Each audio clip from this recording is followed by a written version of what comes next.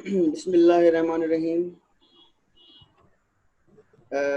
Dear students, I hope all of you are listening me.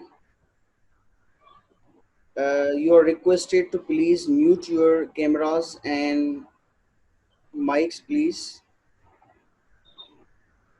So, dear, finally, we are going to start our online classes. And in this regard, we are going to begin the first session of our course. We will discuss the first topic, that is about socialization. Socialization is the combination of two words, social and socialization. Dear students, wherever there comes the word zation, यानी जब कभी कोई word आता है जिसके पीछे जेशन होता है, सिविलाइजेशन, अर्बनाइजेशन, सोशलाइजेशन, तो ये जेशन है वो, इसकी मीनिंग होती है कोई प्रोसेस, कोई मरहला जो एक स्टेज से शुरू होता है और चलता रहता है और फिर किसी स्टेज तक आकर मुकम्मल हो जाता है, तो उसको हम कहते हैं प्रोसेस। सोशलाइजेशन यानी ये एक ऐसा प्रोसेस है जिसमें नया जो बच्चा पैदा होता है इंसानी मुआशरे में, उसको वो तरबियत दी जाती है या वो बच्चा वो चीज़ें सीखता है जो उसे इंसानी मुआशरे में एक फुल फ्लेज सिटीज़न के तौर पर ज़िंदगी गुजारने के लिए ज़रूरी होती हैं।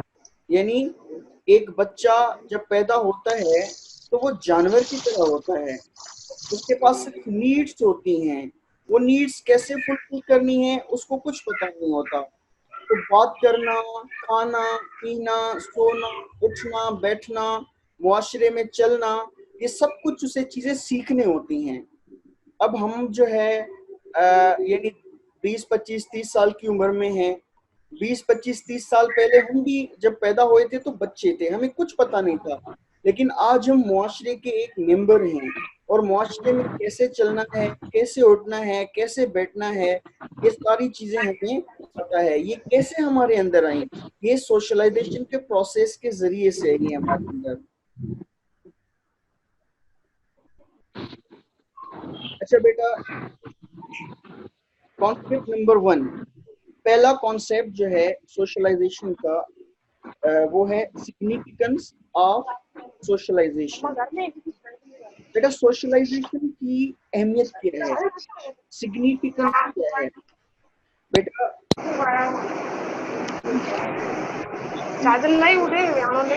जो है वो नमूदार हुए जिनमें कुछ ऐसे बच्चे जो हैं वो उनका जिक्र किया जाता है कि वो जो है उनको इंसानी कांटेक्ट नहीं मिलता, यानी उनकी तरबियत नहीं हुई थी, वो इंसान के माहौल में नहीं रहे थे, उनको तंग करके रखा गया था।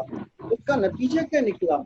एक 6 साल का बच्चा था, एक 17 साल की लड़की थी और एक कोई 10, 11 साल का बच्चा था।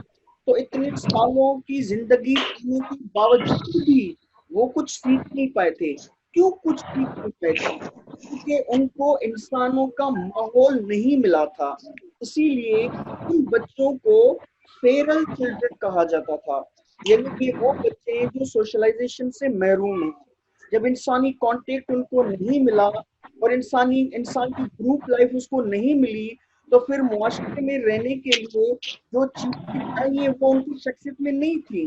तो फिर उनमें और जानवरों में बहुत ही कम फर्क था, यानी तो चलते भी जानवरों की तरह थे। तो बेटा, ये अहमियत होती है सोशलाइजेशन की कि अगर सोशलाइजेशन नहीं होती तो आप एक इंसान, नॉर्मल इंसान नहीं बन सकते। Point number 1, we are not born human. बेटा, जब आप पैदा होते हैं तो पैदा होते वक्त आपके पास यानी एक फ्रेमवर्क तो होता है इंसान का, लेकिन आपकी एक शख्सियत नहीं होती, आप एक फुल फ्लेज ह्यूमन नहीं होते। We become human only in the course of interaction with other people. हम इंसान कब बनते हैं? हम इंसान फकत और फकत तभी बन पाते हैं जब हम दूसरे लोगों के साथ इंटरेक्शन करते हैं। अगर आप दूसरे लोगों के साथ इंटरेक्शन नहीं करते तो आप चीजें नहीं सीख पाते, फिर आप जो एक नॉर्मल ह्यूमन की तरह नहीं जिंदगी गुजारते। Number 2, our human race is a social product. The human race is a social product that arises in the course of socialization. यानी आपकी जो ये ह्यूमन रेस है, ये एक्चुअली एक किस्म की प्रोडक्ट है, यानी फिनिश्ड प्रोडक्ट है, आउटकम है। ये किस चीज का आउटकम है? ये उस इंटरेक्शन का आउटकम है जो आप दूसरे लोगों के साथ करते हैं। यानी आपकी जो ह्यूमननेस है वो सोशलाइजेशन के बाद डेवलप होती है। What is socialization? अब यहाँ पे सोशलाइजेशन की जो है वो बुकिश डेफिनेशन है, it is a lifetime process. Socialization क्या है? जैसा कि हमने पहले डिस्कस किया, इट इज अ प्रोसेस, मरहला है। एक पॉइंट से स्टार्ट होता है और दूसरे पॉइंट तक जो है वो एंड होता है। अच्छा, लाइफ टाइम प्रोसेस, तो ये जो प्रोसेस है ये पूरी जिंदगी चलता है। ऐसे नहीं है कि 5 साल 10 साल 10 साल तक आपने वो चीजें सीखी, उसके बाद आपकी सोशलाइजेशन कंप्लीट हो गई। नहीं, आपकी लर्निंग आपकी जिंदगी के आखिरी दिन तक चलती रहती है और उस लर्निंग के नतीजे में आपकी शख्सियत में तब्दीलियां आती रहती हैं। तो अ lifetime process of social interaction, यानी ये वो प्रोसेस है जो पूरी जिंदगी चलता है। इस प्रोसेस में क्या हो रहा होता है? सोशल इंटरेक्शन हो रहा होता है। आप दूसरे लोगों के साथ सोशल इंटरेक्शन करते हैं इस प्रोसेस में, by which we acquire the knowledge. आप इस इंटरेक्शन के जरिए क्या करते हैं? वी अक्वायर द नॉलेज, हम नॉलेज हासिल करते हैं। अभी हमारा इंटरेक्शन चल रहा है, क्लास में भी हम फेस टू फेस इंटरेक्ट करते हैं और अभी ऑनलाइन भी जो है फेस टू फेस इंटरेक्ट कर रहे हैं। तो बेटा, इस इंटरेक्शन में हम क्या सीखते हैं? वो एक्वायर नॉलेज, नॉलेज एक्वायर कर रहे हैं। नॉलेज के साथ साथ क्या एक्वायर कर रहे हैं? एटीट्यूड, यानी रवैये। हम रवैये सीखते हैं जब हम दूसरे लोगों के साथ इंटरेक्ट करते हैं। नॉलेज और एटीट्यूड के साथ साथ हम तीसरी चीज क्या सीखते हैं? वैल्यूज, यानी कौन सी चीजें ज्यादा इंपॉर्टेंट हैं हमारी लाइफ में, वो चीजें हम सीखते हैं इस प्रोसेस के अंदर। इन तीन चीजों के अलावा चौथी चीज कौन सी सीखते हैं? बिहेवियर्स, यानी बर्ताव सीखते हैं। सोसाइटी में दूसरे लोगों के साथ आपको किस तरह का बर्ताव रखना है, ये चीज आप सीखते हैं सोशलाइजेशन के प्रोसेस के अंदर। It is essential for effective participation in society, यानी ये जो सोशलाइजेशन है ये बहुत ज्यादा जरूरी है। क्यों जरूरी है? क्योंकि आपको सोसाइटी में इफेक्टिवली अगर पार्टिसिपेट करना है तो आपको सोशलाइजेशन के प्रोसेस से गुजरना पड़ेगा। बेटा एक मिसाल में देता हूं। फॉर एग्जाम्पल, दो तरह के स्टूडेंट हैं। एक वो स्टूडेंट है जो कि कराची में पैदा हुआ है, कराची के माहौल में पला बढ़ा है, और दूसरा स्टूडेंट है जो किसी गांव में पैदा हुआ है, वो उसी माहौल में पला बढ़ा है। अब अगर दोनों स्टूडेंट्स यूनिवर्सिटी में आते हैं तो दोनों एक जैसे नहीं होंगे। जो गांव में पला बढ़ा है उसकी नॉलेज, उसके एटीट्यूड्स, उसके वैल्यूज और उसके बिहेवियर्स टोटली चेंज होंगे उस स्टूडेंट से जो कि कराची शहर में पला बढ़ा है। और वो बच्चा जो गांव में पला बढ़ा है उसको थोड़ा सा प्रॉब्लम फेस करना पड़ेगा जब वो किसी कराची जैसे शहर में सेटल डाउन करने आता है या पढ़ाई के सिलसिले में आता है, तो उसको प्रॉब्लम फेस करने पड़ते हैं। किस वजह से? क्योंकि उसकी सोशलाइजेशन शहर के माहौल के मुताबिक नहीं हुई है। अब आते हैं पॉइंट नंबर 3 पर। Through socialization, a biological organism is transformed into a genuine social being capable of acting in concert with others. यानी सोशलाइजेशन के प्रोसेस के जरिए एक जो बच्चा जो पैदा होता है वो एक बायोलॉजिकल ऑर्गेनिज्म होता है। वो जो बायोलॉजिकल ऑर्गेनिज्म है उसको ट्रांसफॉर्म किया जाता है, उसको तब्दील किया जाता है, उसको चेंज किया जाता है। किसमें? एक जीनियल सोशल बीइंग, उसको एक सोशल बीइंग में चेंज किया जाता है। अब यहाँ पे दो कॉन्सेप्ट हैं, एक है बायोलॉजिकल ऑर्गेनिज्म और एक है जीनियल सोशल बीइंग। यानी जब बच्चा पैदा होता है तो वो सिर्फ एक बायोलॉजिकल ऑर्गेनिज्म होता है, लेकिन जब उसकी सोशलाइजेशन होती है तो वो ट्रांसफॉर्म हो जाता है। इसमें ट्रांसफॉर्म हो जाता है जीनियल सोशल बीइंग। अब हम जो है बड़े हैं, हमारी सोशलाइजेशन हो गई है, 20 25 30 साल हमारी उम्र है, तो हम अब बायोलॉजिकल ऑर्गेनिज्म नहीं है बल्कि हम एक जीनियल सोशल बीइंग हैं and capable of acting in concert with others. यानी अब हमारे अंदर वो सलाहियत है कि हम अपने आसपास के माहौल के हिसाब से हम जो है एक्ट करें या बिहेव करें। बेटा अब आते हैं कॉन्सेप्ट नंबर 2 पर, दूसरा कॉन्सेप्ट।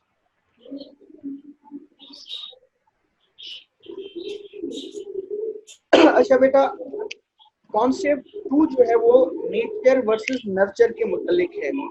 बेटा साइकोलॉजी के अंदर ये जो नेचर और नर्चर है ये कंट्रोवर्सी पाई जाती है। सबसे पहले तो इन दोनों वर्ड्स की मीनिंग जो है वो हमें क्लियर होनी चाहिए। बेटा वर्ड नेचर जो है उसकी मीनिंग ये है कि इंसान की शख्सियत जो है उसको डिटरमाइन करती है उसकी हेरिडिटी। यानी जैसे माँ बाप वैसा बच्चा, जैसे माँ बाप वैसा बच्चा, ये है नेचर। यानी बच्चा कैसा बनेगा? बच्चा वैसा बनेगा जैसा कि उनके माँ बाप हैं, जैसे कि उनके जीन्स हैं, जैसे उनकी हेरिडिटी है, वही माँ बाप जो अपने बच्चे में वो चीज ट्रांसफॉर्म करेंगे। अच्छा, एक तो ये लोग हैं कि भाई इंसान की जो शख्सियत है वो डिपेंड करती है उसके माँ बाप की फितरत पे, वो किस तरह के हैं, जैसे वो होंगे वैसे ही बच्चा निकलेगा, बनेगा। बल्कि दूसरा जो स्कूल ऑफ थॉट है वो है नर्चर का। नर्चर कहते हैं तरबियत। वो कहते हैं नहीं, ऐसा नहीं है, आप जैसा माहौल दोगे बच्चे को, बच्चा जो है वैसी शख्सियत बनाएगा। यानी अगर आपने बच्चे को करप्ट माहौल दिया है तो बच्चे की शख्सियत में करप्शन का एलिमेंट आ जाएगा, मोरल करप्शन का एलिमेंट आ जाएगा। लेकिन अगर बच्चे को आपने अच्छा माहौल दिया है तो बच्चे की जो शख्सियत है वो मुतासिर कुन हो जाएगी, अच्छी हो जाएगी। अच्छा, अब सवाल ये पैदा होता है कि दोनों में से करेक्ट क्या है, कौन सा पॉइंट करेक्ट है? तो बेटा वो कि ये जो दोनों हैं दोनों का अमल दखल होता है, नेचर का भी होता है और नर्चर का भी होता है। माँ बाप के जो जीन्स हैं या हेरिडिटी है उसका भी बच्चे की शख्सियत पे असर होता है, और फिर जो माहौल बच्चे को दिया जाता है उस माहौल का भी असर उसकी शख्सियत पे पड़ता है। तो दोनों का असर पड़ता है। Number 1, which is more important? दोनों में से कौन सी चीज इंपॉर्टेंट है, हेरिडिटी और एनवायरमेंट? हेरिडिटी क्या है? जो हमने नेचर कहा था, नेचर का दूसरा नाम हेरिडिटी है। हेरिडिटी यानी आप अपने वालिदैन से क्या इनहेरिट करते हैं, क्या लेते हैं जीन्स की शक्ल में, जैसी उनकी जीन्स होंगे आप वैसे बन जाएंगे। एंड देन एनवायरमेंट, माहौल, यानी माहौल जैसा आपको माहौल मिलता है। तो यहाँ पे एक डिबेट चल रही है कि व्हिच इज मोर इम्पोर्टेंट, दोनों में से कौन सा फैक्टर जो वो ज्यादा पुरसर होता है, आपकी हेरिडिटी होती है या आपका एनवायरमेंट होता है? You are you are a joint product of your nature. आप जो है आपकी शख्सियत जो है वो ज्वाइंट प्रोडक्ट है, यानी इन दोनों चीजों के मिलने से आपकी पर्सनालिटी जो है वो बनती है। Your inherited traits and your nurture, your experiences, यानी आपके जो ट्रेट्स हैं, इनहेरिटेड ट्रेट्स हैं, माँ बाप ने जो आपके अंदर मुंतकिल किया है अपने वजूद से, वो और आपका माहौल, दोनों चीजें मिलकर आपकी शख्सियत को बनाती हैं। Number 2, most contemporary scientists recognize the difficulty of ever completely separating the two influences। ये कह रहा है कि अक्सर जो है एक मुश्किलात का सामना करना पड़ जाता है साइंटिस्ट को। वो क्या मुश्किलात होती है? वो ये होती है कि इन दोनों के असरात को अलग अलग कैसे किया जाए। यानी हेरिडिटी जो है, यानी नेचर जो है, उसका क्या क्या असर पड़ता है बच्चे की शख्सियत पर, और जो एनवायरनमेंट जो है उसका बच्चे की शख्सियत पर क्या क्या असर पड़ता है। तो इन दोनों की असरात को अलग अलग करना ये बहुत बड़ा चैलेंज होता है साइंटिस्ट के लिए, because they interact in various ways to provide you with a distinct personality। यानी वो जिस तरह से आपकी शख्सियत पर असर डालते हैं वो कई यानी क्या कहते हैं कि कई तरह के वेज होते हैं, कई तरह के पैटर्न होते हैं जिनसे वो आपकी शख्सियत पर असरअंदाज होते हैं। Unique and enduring behaviour patterns, यानी आपकी यहाँ पे आपकी पर्सनालिटी की डेफिनेशन आ रही है। यानी आपकी जो पर्सनालिटी है उस पर दोनों चीजों का असर है, आपकी हेरिडिटी पर और आपकी एनवायरनमेंट का, और दोनों के असरात को अलग अलग करना बहुत ज्यादा मुश्किल है। अच्छा, personality, what is the personality? It's a unique and enduring behaviour pattern. Unique यानी वो चीजें जो आपको दूसरे लोगों से अलग थलग रखती हैं। Unique and enduring behaviour pattern. Enduring यानी जो लॉन्ग टर्म चलने वाले पैटर्न हैं आपके शख्सियत के, अपनी जात के, उनको हम कहते हैं personality. Number 3, for instance intelligence.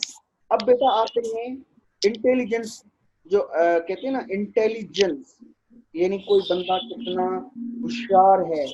तो वो अगर उस फैक्टर को देखा जाए, किसी भी शख्सियत के अंदर जो इंटेलिजेंस का आंसर होता है is in part determined by the genes received from the parents। यहाँ पे कह रहा है कि आपकी जो इंटेलिजेंस होती है, फॉर एग्जांपल कुछ बच्चे ज्यादा इंटेलिजेंट होते हैं, कुछ बच्चे जो है वो डल होते हैं। ऐसा क्यों होता है? कुछ बच्चे ज्यादा इंटेलिजेंट होते हैं, कुछ बच्चे जो है वो ज्यादा डल होते हैं। ये कह रहा है कि आपके पेरेंट्स की जीन्स की वजह से। कभी कभी ऐसा होता है कि आपके पेरेंट्स के जीन्स जो हैं वो इस चीज का तयन करते हैं कि आपका बच्चा जो है यानी इंटेलिजेंट होगा या नहीं होगा। But the kind of home, लेकिन सिर्फ जीन्स ही काफी नहीं है, but the kind of home, आपके घर का माहौल किस तरह का है, इन विच इंडिविजुअल वाज रेयर्ड, जिसके अंदर वो बच्चा, वो इंडिविजुअल जो है वो उसको रियर किया गया है, उसकी तरबियत की गई है, वो किस तरह के घर के माहौल में उसकी तरबियत की गई है। The degree to which she was intellectually stimulated, यानी किस हद तक उस बच्चे को यानी इस तरह की एक्सपीरियंसेस को एक्सपोज किया गया। फॉर एग्जांपल कहते हैं ना बच्चों को कभी कभी मुख्तलिफ किस्म की स्टोरी सुनाई जाती हैं, मुख्तलिफ किस्म का माहौल दिया जाता है, मुख्तलिफ किस्म की ट्रेनिंग दी जाती है। तो जिस बच्चे को ज्यादा ट्रेनिंग दी जाती है उसके अंदर वो इंटेलिजेंस ज्यादा पाई जाती है, जिसको कम ट्रेनिंग दी जाती है वो जो है वो कम इंटेलिजेंट होता है। उसके बाद amount and quality of formal schooling. अब एक बच्चा है, इंटेलिजेंट तो बहुत है, उसके माँ बाप ने हेरिडिटी में उसको इंटेलिजेंस का तोहफा तो दिया है, लेकिन आपने उसको एक दिन भी स्कूल में नहीं छोड़ा। अब वो स्कूल में आया ही नहीं तो वो चीजें कैसे सीखेगा? इसीलिए इंटेलिजेंस में सिर्फ और सिर्फ हेरिडिटी का नहीं बल्कि माहौल का भी असर होता है। एंड हिज और her own decisions have all affected and will continue to affect the flowering of that person's intelligence। और उसके बाद उसके अपने जो डिसीजन होते हैं उनके डिसीजंस का भी अमल दखल होता है कि वो बंदा कितना ज्यादा इंटेलिजेंट होगा। बेटा इस सारी ये जो 3 पॉइंट्स हैं उनको अगर हम समराइज करें, कंक्लूजन बनाएं, तो उसका कंक्लूजन ये बनता है कि आपकी जो शख्सियत है उसमें दोनों चीजों का अमल दखल होता है, आपकी हेरिडिटी का भी और आपके माहौल का भी। आगे मिसाल दिया गया है कि अगर आपके पेरेंट्स जो हैं उनकी तरफ से आपको इंटेलिजेंस का यानी कि आंसर मिला हुआ है, आपके पेरेंट्स भी इंटेलिजेंट हैं, माँ इंटेलिजेंट है, बाप इंटेलिजेंट है, तो दोनों के चूंकि क्रोमोसोम्स मिलकर आपको बनाते हैं तो आप भी माशाल्लाह इंटेलिजेंट होते हैं। लेकिन ये सिर्फ हेरिडिटी ही काफी नहीं है, बल्कि आगे आपको कुछ और भी चाहिए। वो क्या है? माहौल। वो माहौल क्या है? आपको किस तरह की ट्रेनिंग दी जाती है, आपको किस तरह की स्कूलिंग दी जाती है, आपके अपने डिसीजंस क्या हैं, ये सारी चीजें जो है वो काउंट करेंगी कि आपकी शख्सियत में इंटेलिजेंस का लेवल क्या होगा।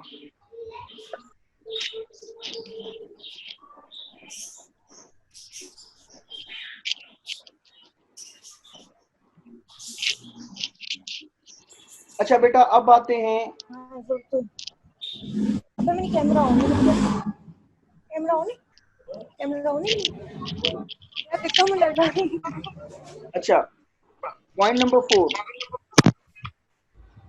ना। what is distinctive about human is our capacity and using culture। आपकी जो यूनिक चीज है, यानी वो चीज जो आपको दूसरे जानवरों से, दूसरे दूसरे जानवरों से डिस्टिंक्ट बनाती है, अलग थलग बनाती है, वो क्या है? आपकी वो है सर कुछ स्टूडेंट्स हैं जो ऐड नहीं हुए। And using culture. मतलब मनी आवाज लो वैसे देखा जाए इंसान, जानवर, काफी चीजें जो है उनकी सेम पाई जाती हैं। उनकी जरूरियात है, पानी चाहिए दोनों को, खाना चाहिए दोनों को, दोनों के वजूदों में एक जैसी चीजें पाई जाती हैं। दिल है, जिगर है, खून है, सब कुछ है, दिमाग, इवन दिमाग भी है जानवरों को। तो ऐसी कौन सी चीज है इंसान के पास जो उसको दूसरे जानवरों से अलग थलग करती है? तो वो बताते हैं वो है capacity for creating and using culture. यानी अव्वल आप तो कल्चर को क्रिएट करते हैं। कल्चर क्रिएट कैसे होता है? आपको जब कभी आपको किसी नीड का सामना करना पड़ता है, किसी चैलेंज का सामना करना पड़ता है, आप उसको हल करने के लिए जो तरीका अपनाते हैं वो आपका कल्चर बन जाता है। अभी फॉर एग्जांपल कोरोना वायरस की वजह से कैंपस बंद पड़ा है, सारी दुनिया बंद पड़ी है। अभी हमने ऑनलाइन क्लासेस का पैटर्न जो है वो डेवलप किया। ये एक तरह का कल्चर हमने क्रिएट किया है, इस तरह से भी पढ़ाई हो सकती है। तो क्रिएट कल्चर एंड फिर यूजिंग कल्चर। किसी एक बंदे के माइंड में ये चीज आई कि भाई इस तरह से भी सिस्टम पढ़ाई का चल सकता है, तो उस एक बंदे ने कल्चर को क्रिएट किया और फिर हम सारे बंदे जो है वो उस बंदे के कल्चर को यूज कर रहे हैं। तो बेटा ये एक वाहिद चीज है जो इंसान को दूसरे जानवरों से अलग थलग करती है। अब आते हैं पॉइंट नंबर 5 पर। अच्छा, उसके अलावा क्राइम, और crime डिस्ट्रक्टिवनेस, violence, hate, war, stupidity, genetically bred within pathological social conditions। यानी ये कह रहा है कि क्राइम यानी जुर्म, जो लोग जुर्म करते हैं, मुजरिम बनते हैं, जेलों में होते हैं, ये आया उनके अंदर में उनकी हेरिडिटी यानी उनके माँ बाप की वजह से, उनका खानदानी वैसा था इस वजह से वो क्रिमिनल बने, या उसका माहौल था जिसने उनको ऐसा बना दिया। डिस्ट्रक्टिवनेस, डिस्ट्रक्टिवनेस यानी किसी बंदे के अंदर एक बुरा ट्रेट पाया जाता है, चीजों को डिस्ट्रॉय करने का, दूसरे लोगों को डिस्ट्रॉय करने का। ये उस बंदे के अंदर ये जो खसलत आई है, आया उसके अपने खानदान की वजह से, उसका खानदानी वैसा था या उसको माहौल वैसा मिला था। उसके अलावा वायलेंस यानी तशद्दुद, एक इंसान पुरतशद्दुद होता है, लोगों को मारता पीटता रहता है, घरों में तशद्दुद करता है, कमजोरों पे तशद्दुद करता है। तो उस बंदे के अंदर में ये जो खसलत है, आया उसके खानदान की वजह से उसके अंदर में आ गई है, या उसका माहौल जो है उसने उसके माहौल ने उसको वैसा बना दिया है। उसके बाद हेट एंड वार, दूसरी कौमियतों के खिलाफ नफरत करना, ये भी इंसान की शख्सियत में पाया जाता है। या ये भी आपके खानदान की तरफ से आपको मुंतकिल होता है, या आपका जो माहौल है वो आपके अंदर ये चीजें पैदा करता है। स्टूपिडिटी, आप कहते हैं ना भाई फला बंदा तो बड़ा स्टूपिड है, तो ये स्टूपिडिटी या बेवकूफी जो होती है, या ये बेवकूफी की भी जो खसलत है वो इंसान की शख्सियत में माँ बाप या उसके खानदान की वजह से कूद कर आ जाती है, या उसका माहौल उसके अंदर ये स्टूपिडिटी जो है वो पैदा करता है। तो ये सारे फैक्टर्स हैं जो इंसान की शख्सियत में पाए जाते हैं। अब बहुत बड़ी मुश्किल है साइंटिस्ट के लिए कि ये इस चीज का अंदाजा लगाना कि भाई ये जो क्राइम है आया ये नेचर की वजह से या नर्चर की वजह से, वायलेंस जो है वो आया नेचर की वजह से या नर्चर की वजह से है, स्टूपिडिटी जो है वो आया नेचर की वजह से है या नर्चर की वजह से है।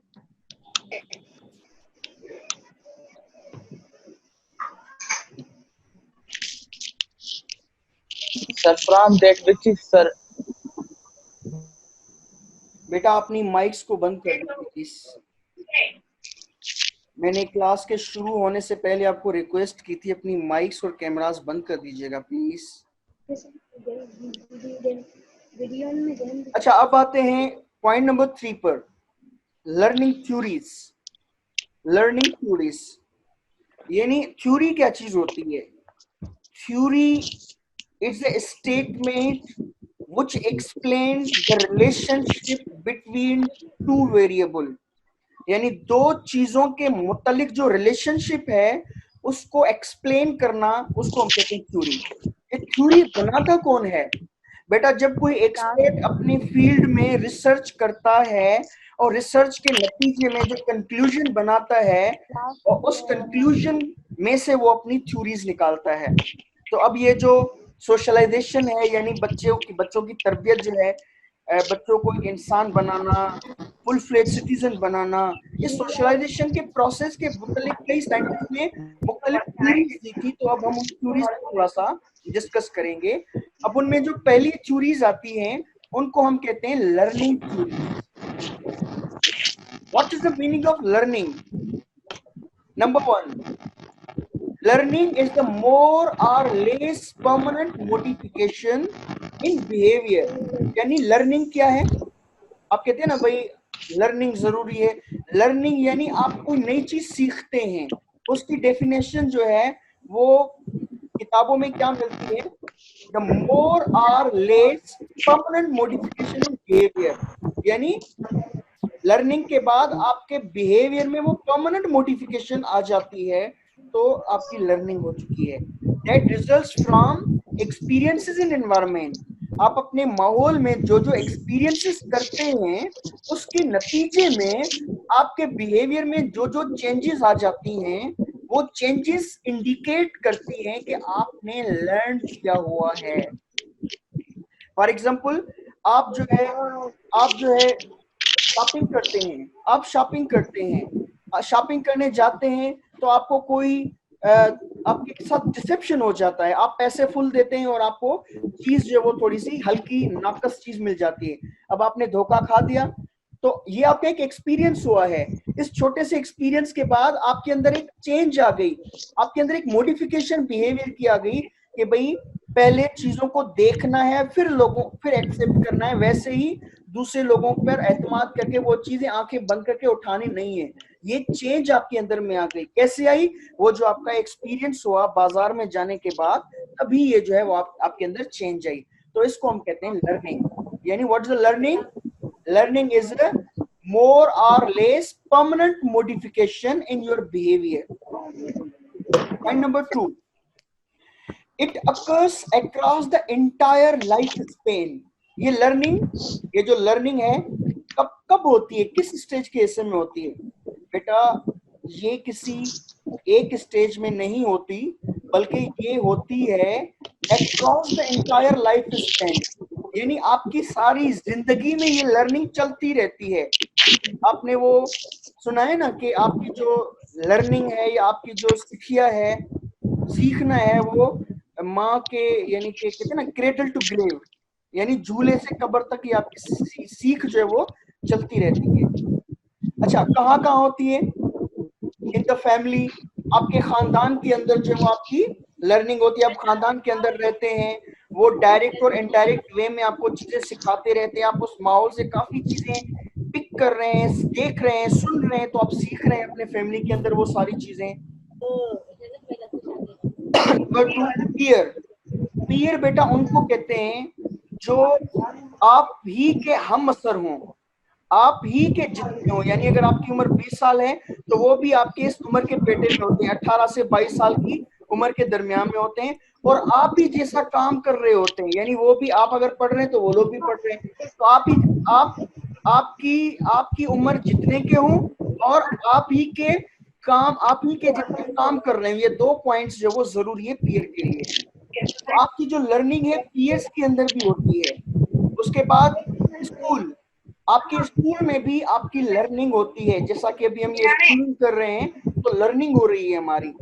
द जॉब, आप जो जॉब करते हैं उस जॉब के अंदर भी लर्निंग हो रही है। फॉर एग्जाम्पल टीचिंग जो है वो हमारी जॉब है। अब ये टीचिंग के जरिए सिर्फ आप लोगों की लर्निंग नहीं हो रही, बल्कि आपको पढ़ाते पढ़ाते हमारी भी लर्निंग हो रही है। And in many other spheres as well, और जो मुख्तलिफ यानी कि एस्पेक्ट हैं आपकी सोशल लाइफ के, उसमें भी आपकी लर्निंग होती है। फॉर एग्जाम्पल टेलीविजन है, टेलीविजन में आपकी लर्निंग होती है। आप ड्रामा देखते हैं, ड्रामों में आपकी लर्निंग होती है। यानी और भी कई जगह है जहां पे आपकी ये लर्निंग होती रहती है। Point number 3, learning occurs in two principal ways. आपकी जो लर्निंग है वो उसके जो वो 2 अंदाज होते हैं, 2 तरीके होते हैं आपकी लर्निंग के, conditioning and the observing the behaviour of others. एक तरीका होता है कंडीशनिंग का और दूसरा होता है ऑब्जर्वेशन का। यानी आपकी कंडीशनिंग होती है, आपकी जो टीचर हैं, आपके जो फैमिली मेंबर्स हैं, वो आपके बिहेवियर को कंडीशन करते हैं, यानी वो कंडीशनिंग करते हैं आपकी। उस कंडीशनिंग के नतीजे में आपकी लर्निंग होती है। ये हम आगे पढ़ रहे हैं कंडीशनिंग। और फिर ऑब्जर्वेशन, और ये जो ऑब्जर्वेशन है ये आप बजाते खुद करते हैं। आप क्लास में बैठे हैं, दूसरे लोगों को देखते हैं, एक बच्चा प्रेजेंटेशन देता है, आप उसको देखते हैं, उससे सीखते हैं, ये आप ऑब्जर्व कर रहे हैं। ऑब्जर्वेशन में 2 चीजों का होना जरूरी है, आपकी आंखें, आप आंखों से उन चीजों की तरफ देखते हैं, और आपका माइंड, आपका ध्यान उन चीजों की तरफ होना। तो इन 2 चीजों की आपकी ऑब्जर्वेशन होती है। तो आप जो है कंडीशनिंग और ऑब्जर्वेशन के जरिए आप जो है लर्निंग करते हैं। अच्छा बेटा, हमने कंडीशनिंग पढ़ा। अब कंडीशनिंग जो है उसमें हम 2 तरह की कंडीशनिंग पढ़ेंगे। एक होगी क्लासिकल कंडीशनिंग और एक होगी ऑपरेंट कंडीशनिंग। इन दोनों कंडीशनिंग के जरिए हमारी लर्निंग होती है। What is classical conditioning?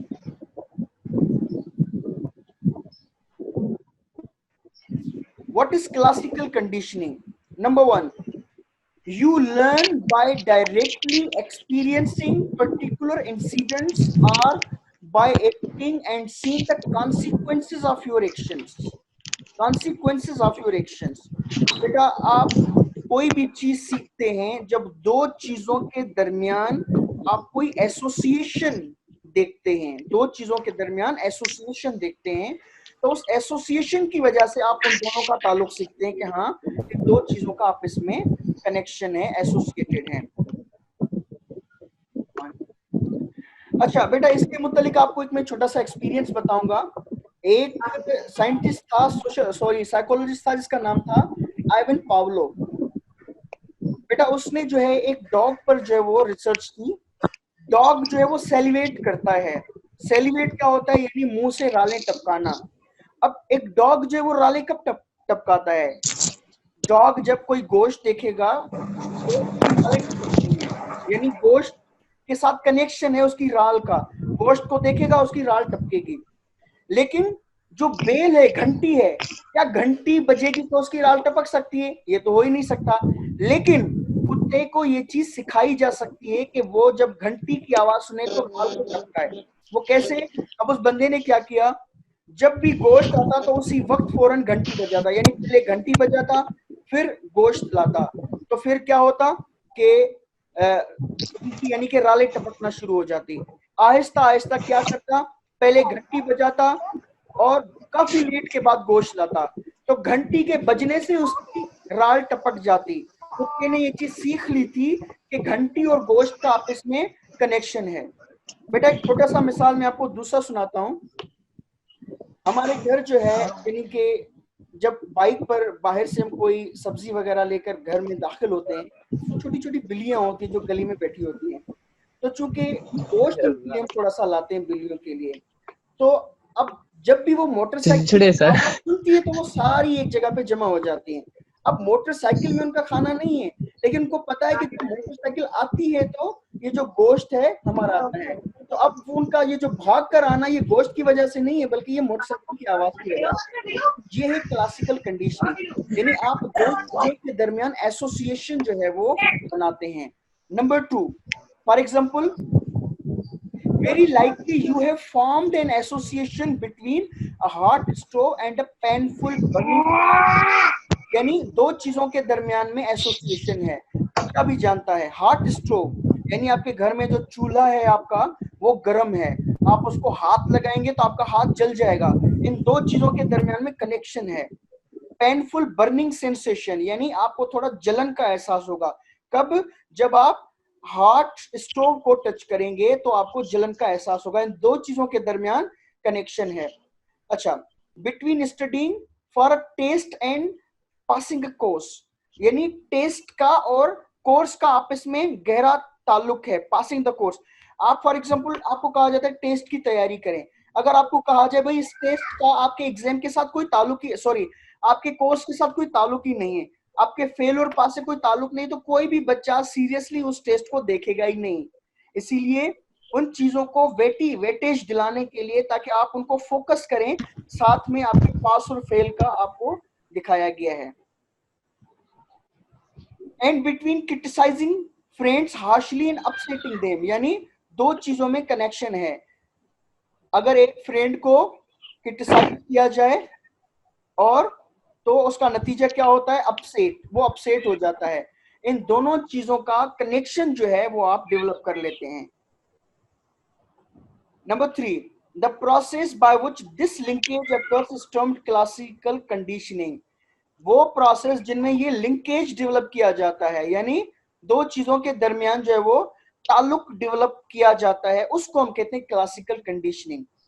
बेटा आप इस पूरे क्लासिकल कंडीशनिंग को हम दोबारा रिपीट कर रहे हैं। बेटा क्लासिकल कंडीशनिंग लर्निंग का एक वो पैटर्न है, एक वो पाथ है, एक वो टूल है जिसमें आप दो चीजों के दरमियान एसोसिएशन क्रिएट करते हैं, एसोसिएशन क्रिएट करते हैं, और फिर आपकी लर्निंग होती है कि भाई फला चीज करूंगा तो उसका ये चीज होगी, और फिर उस एसोसिएशन की वजह से आप उस चीज को अवॉइड करते हैं या उसको जो है वो अडॉप्ट करते हैं।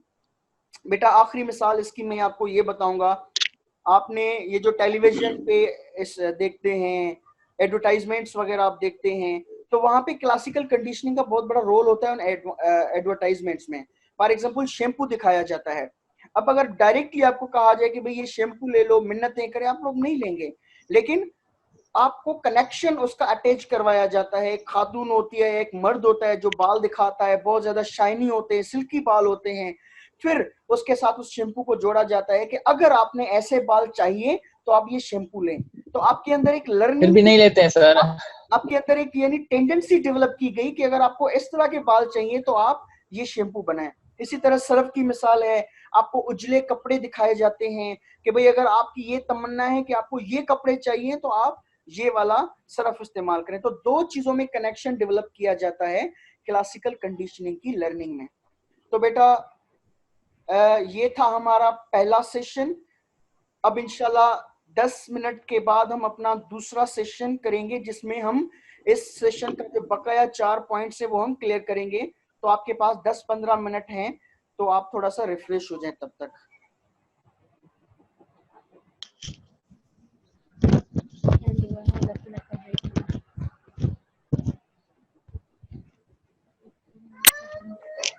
सर नरंट की मीनिंग क्या है सर?